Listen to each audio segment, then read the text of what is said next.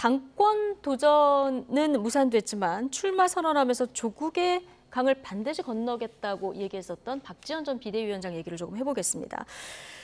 연일 지금 여론전을 하고 있는데요. 한 언론 인터뷰에서 좀 폭로성 발언들을 쏟아내고 있습니다. 일단 회의 때마다 내가 무시를 당했고 이재명 의원에게는 뭐 기회주의자다 이런 비판까지 지금 한 상태입니다. 어떻게 보셨습니까? 저는 지금 박지현 전 위원장의 행보가 뭔지 잘 모르겠어요. 어떻게 규정해야 되는지 잘 모르겠습니다. 지금까지는 민주당의 변화와 혁신을 위해 내가 이러는 거다.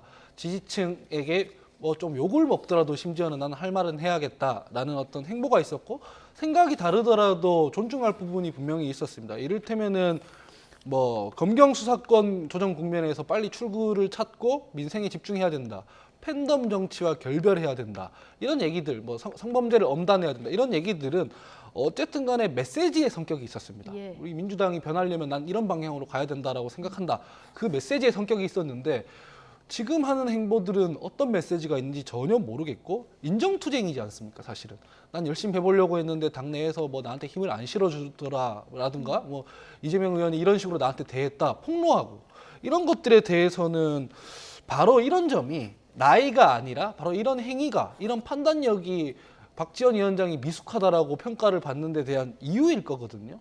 그래서 질 때 잘 져야 하고 물러나야 할 때 잘 물러나야 미래가 있는 것인데 이런 식으로 당을 상처 입히고 별로 메시지의 기능도 하지 못하고 혁신에 무슨 의미가 있는지도 모르는 저런 얘기들을 사실 가십성이고 자극적이기 때문에 언론에서 다루는 겁니다. 저런 행동을 하는 거는 본인 개인에게도 별로 도움이 안 돼 보인다라고 생각합니다. 무슨 얘기를 하는 건지 잘 모르겠다 얘기를 해주셨는데 어쨌든 박지원 전 비대위원장 입장 때는 대선 때 내가 공이 있다 이렇게 생각할 수 있기 때문에 좀 서운한 측면도 있을 것도 같고요. 어쨌든 인터뷰 내용 가운데서 특히 이재명 당시 상임고문이 보궐선거 당시에 직접 전화를 해서 개항을 공천을 요청했다. 공천을 안 하면 당장 손들고 나올 기세여서 결정을 했는데 지금까지도 후회스럽다. 이 폭탄 선언 같은 발언을 해서 좀 파장이 일고 있는데요. 당연히 이재명 의원에게 기자들 질문이 있었겠죠. 잠시 보고 오시겠습니다. 박지원 위원장 인터뷰에서 의원님이 직접 개항을 전화해서 공천해달라고 했다라고 말을 했던데 거기에 대해 하실 말씀 있으실까요? 박지원 위원장 인터뷰에 대해서 좀 하실 말씀 따로 없으실까요? 그러니까 직접 요청했다고 말씀. 개항을 요청했다고 했다는 발언을 했는데 인터뷰에서 그거에 대한 의원 입장. 자, 기자들 질문은 쏟아졌고요. 맞다 안 맞다 대답 없이 이제 걸어가는 모습을 보고 오셨습니다. 이재명 의원이 인천 계양을 지역을 셀프 공천했다. 자, 이렇게 박지원 전 비대위원장이 주장을 했는데 이거 지도부가 출마를 요청해서 이 고문이 동의한 거다. 당시 선거 때는 이런 당의 설명이 있었거든요. 이거하고 좀 상충되는 발언이라서요. 어떻게 보십니까? 박지원 위원장이 전화 받았다고 하니까 맞겠죠. 사실은 저 얘기가 맞을 테고. 맞을 가능성이 크다 이렇게 보십니까? 아니면 아니라고 이재명 의원 성격에 말을 하겠죠. 아마 네. 아니다. 나는 그런 적 없다라고 했을 텐데 박지원 위원장이 계속 무슨 얘기를 하고 다닐지 모르니까 그냥 침묵하는 거 아니겠습니까? 저는 이 모습이 부끄럽습니다. 우리 당의 이런 모습이 사실은 박지원 위원장을 비판하기에도 되게 애매한 게 박지원 위원장을 비대위원장에 앉힌 사람이 이재명 의원이라고 다 알려져 있습니다. 예. 그러면 이런 부분에 대해서 뭔가 정리가 돼야 되는 겁니다. 예. 내가 판단을 잘못했다라든가 뭐 무슨 책임이 있어야 되는 건데 서로 이게 지금 뭐 하는 일인지 전혀 모르겠는 것이고 공천도 마찬가지입니다. 본인이 후회스럽다고 하면서 동시에는 어느 한쪽에서는 나는 무시당했다고 합니다. 아니 무시당할 일을 한 거죠. 그러면은 그게 공천이 안 맞다고 생각했으면은 본인이 얘기를 했으면 되는 문제인데 본인이 인천 계양을에 공천을 한 것만 한 것에서 그친 게 아니라 홍보를 했습니다. 마땅히 그래야 된다고 페이스북에 글 쓰고 방송 나와서 이게 타당하다고 얘기를 했습니다. 저 같은 경우에는 어떻게 했냐면은 잘 모르겠다고 했어요. 이게 과연 명분이 있을까라고 얘기를 했는데 그렇지가 않았어요. 그러면 그때 이제 와서 후회한다면서 이재명 의원 개인을 공격하는 게 아니라 그때 당시에 민주당의 정치적 판단이 왜 잘못됐는지 뭐 이런 얘기를 해야 의미가 있는 거 아니겠습니까? 그래서 지금 이런 식으로 마치 권력투쟁 하듯이 서로 막 그 네거티브 하듯이 이런 식으로 진행하는 것은 예. 매우 부적절해 보이고 우리 당에 대한 신뢰를 더 떨어뜨릴 것이다. 그래서 걱정스럽습니다. 예. 근데 박지원 전 위원장의 인터뷰가 적절한가 아닌가 이걸 좀 뒤로 하고요. 지금 전당대회를 앞두고 있는 상황이잖아요. 당장 경쟁자인 강병훈 의원이 이게 셀프 무혐치 공천의 전말이 드러났다. 입장을 밝혀라 이렇게 얘기했는데 이재명 의원이 좀 공식적으로 입장을 밝힐 필요가 있을까요?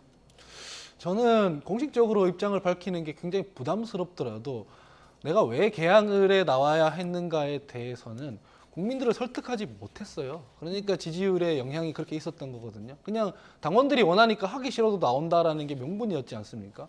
근데 지금 문제 제기가 들어온 상황이니까 이 부분에 대해서는 뭔가 입장이라는 게 있어야 되지 않겠습니까? 어차피 전당대회에서 다른 후보들이 다 이거 문제 삼을 거거든요.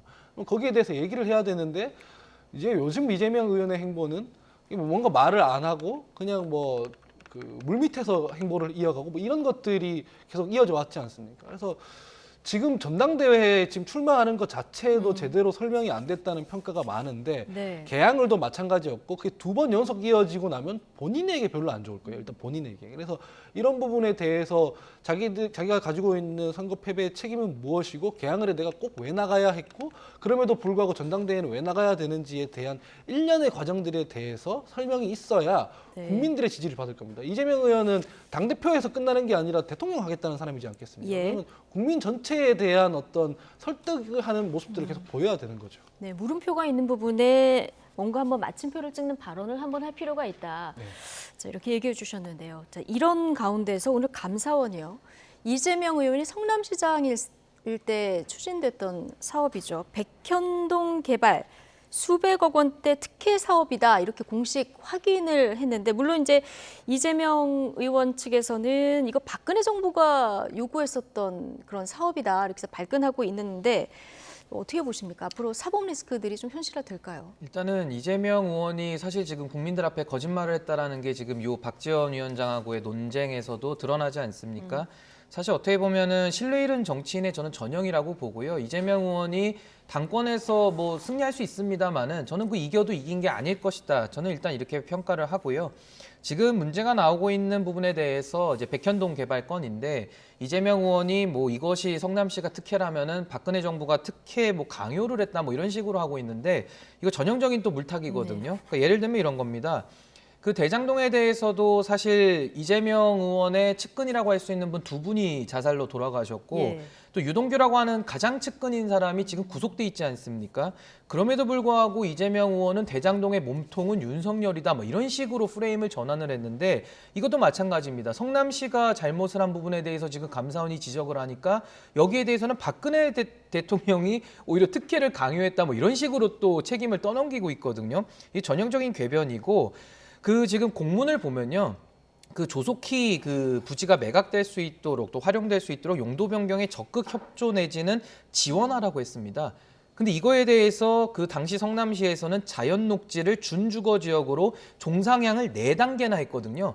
예. 이거는 엄청난 특혜를 민간업자들한테 몰아준 것입니다. 이렇게 4단계가 한 번에 점프되는 경우가 없습니다. 그래서 이 부분에 대해서 지금 수사가 필요한 것인데 지금 여기에 대해서 공문에는 분명히 용도 변경에 적극 협조하고 지원해서 그 부지를 팔으라는 얘기인데 어떻게 그거를 그 종상향을 4단계를 시키면서 용도 변경을 해줄 수 있느냐 지금 이 부분을 묻고 있거든요. 그래서 결국 이 논리도 과거 대장동에 대해서도 윤석열 게이트라는 그런 엉뚱한 그런 낙인 찍기를 통해 가지고 이제 곤혹을 겪었는데 이것도 이재명 후보는 또 이거 거짓말 논란에 또 휩싸일 수밖에 없다 저는 이렇게 봅니다. 예, 경찰 수사도 지금 진행되고 있어서 좀 지켜봐야 될 것 같고요. 자, 어쨌든 당권 경쟁이 한창인 민주당 상황 지켜봤습니다.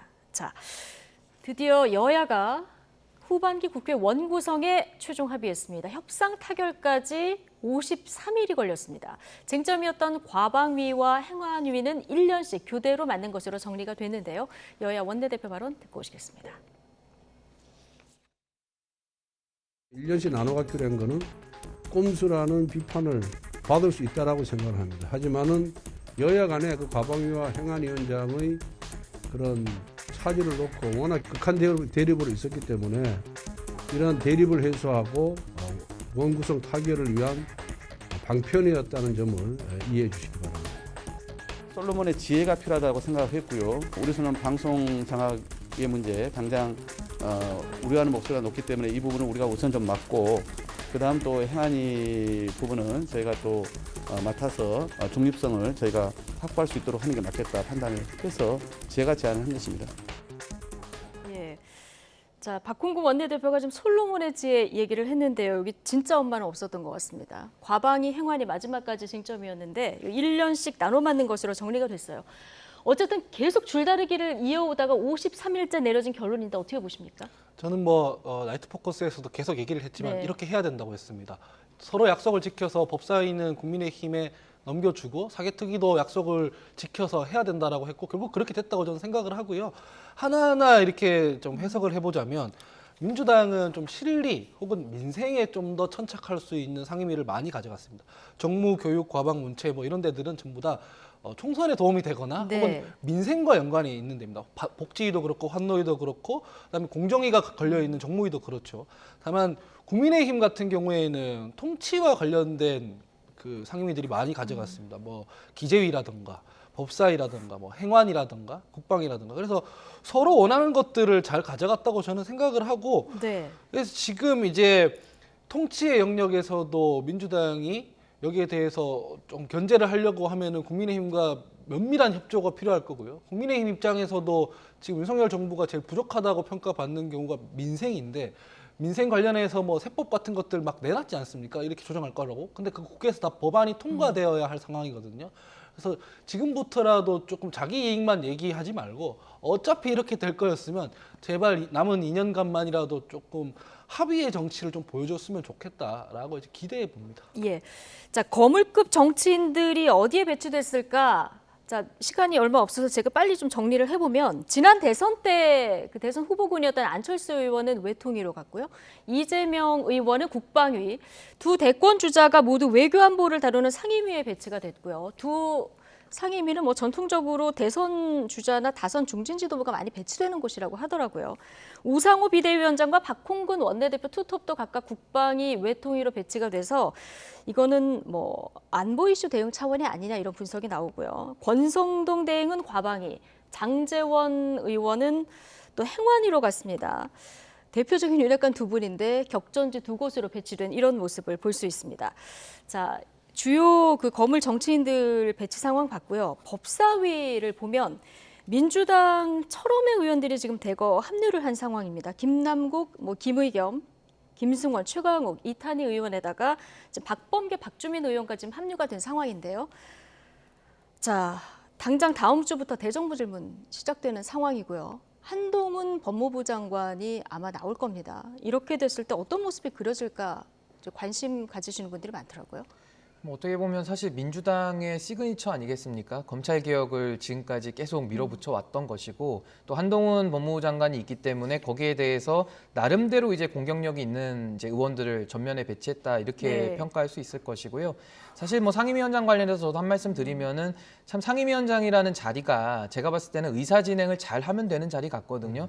근데 그거를 의사 진행을 잘할 생각은 하지를 않고 서로 자기 편에게 유리하게 회의를 진행하려다 보니까 어느 자리 누가 가져가느냐 가지고 저렇게 싸우면서 지금 세비 반납하겠다는 의원까지 나오는 지경이 됐습니다. 그래서 이런 부분은 참 국민 앞에 부끄럽고요. 참 이런 부분에 대해서는 이 관례대로 좀 앞으로는 국회를 원활하게 좀 운영을 했으면 좋겠습니다. 예. 자, 하나만 짚고 가겠습니다. 한동훈 장관이 이끄는 법무부가 지금 조국 전 장관이 만든 공보 규칙을 일부 이제 개정을 하고 있는데요. 조국 장관 때 사라졌던 검찰 티타임, 이거 비공식 이제 정례 브리핑인데 당장 다음 주부터 부활이 된다고 해요. 어떻게 보십니까? 두 가지인데요. 네. 저는 이 자체는 논의해 볼 수 있다 생각합니다. 한동훈 장관이 미국식 이런 얘기 많이 하잖아요. 미국에는 제가 알기로는 공소장 자체를 공개하는 걸로 알고 있어요.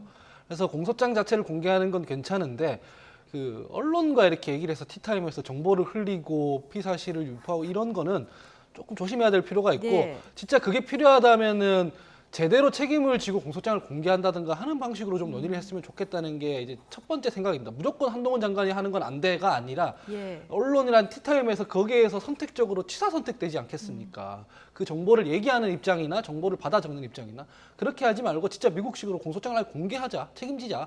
그리고 비공개해야 될 필요가 있을 때는 법원의 허가를 받자. 이런 식으로 얘기하는 게 좋을 것 같고 두 번째는 아까 전에 상임위 얘기했는데 저도 완전 동의하거든요. 상임위원장이 뭘 하는 게 아니라 사실은 정당성으로 하는 거다. 여론의 정당성으로 하는 거다라는 건데 행안위에서는 뭐라고 하고 있냐면 행안부 장관이 필요한 사항에 대해서는 행안부 장관이 경찰을 지휘할 수 있다고 하게 돼 있어요. 법을 초월해서까지.